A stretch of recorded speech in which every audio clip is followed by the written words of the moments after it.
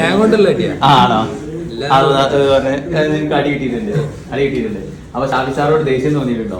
എന്താ ദേഷ്യം തോന്നാന്? എനിക്ക് ആദ്യമായിട്ട് ഇൻസ്റ്റിറ്റ്യൂട്ട് അടിക്കുന്നത് ഇത്രയും കാലത്തെ പഠിത്തത്തിന്റെ 3ാമത്തെ ഇൻസ്റ്റിറ്റ്യൂട്ട് അത് സെൽഫോണിക്സ്. ഞാൻ ഇവിടുന്ന് പ്ലേസ്മെന്റും പണിയും എന്താണെന്നുള്ളത് കറക്റ്റ് പഠിച്ചത്. ഞാൻ ഇതിനു മുമ്പ് പഠിച്ച് ഫുള്ളാക്കാൻ പറ്റിയില്ല. അവിടെ നിന്നൊന്നും എന്താണ് കറക്റ്റ് സംഭവം ഒന്നില്ലേ. അതേ ക്ലാസ്സിൽ ഇരിക്കുക അങ്ങനെ പോരാ. പിന്നെ ഇവിടുന്ന് ഷാഫി സാർ കറക്റ്റ് ക്ലാസ് തന്നെയാണ്. പിന്നെ അഡിറ്റ് കുറെ ഉണ്ട്.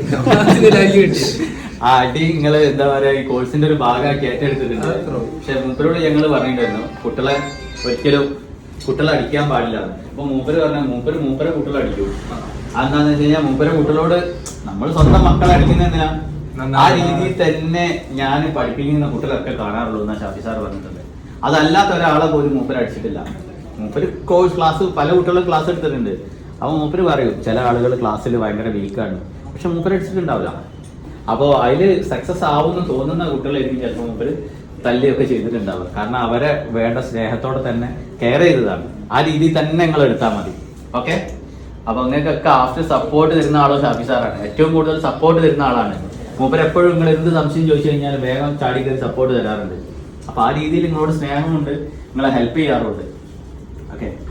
Cellphonix, Institute of Mobile Phone Technology,